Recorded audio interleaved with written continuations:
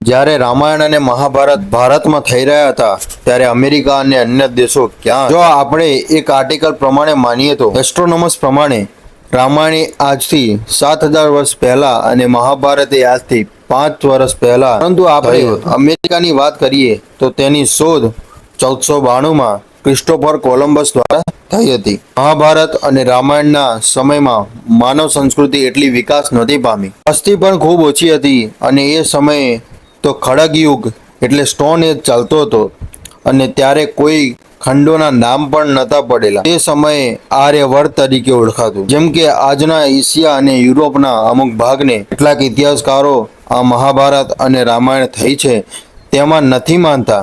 તેઓ કહે છે કે આજથી લાખો વર્ષો પહેલાના ડાયનોસોરના પુરાવા મળી આવ્યા છે, તો મહાભારત અને રામાયણના કેમ પુરાવા નથી મળતા? હવે આ તો એક ચર્ચાનો વિષય છે, એના વિશે પછી કોઈક દિવસ વાતો કરીશું.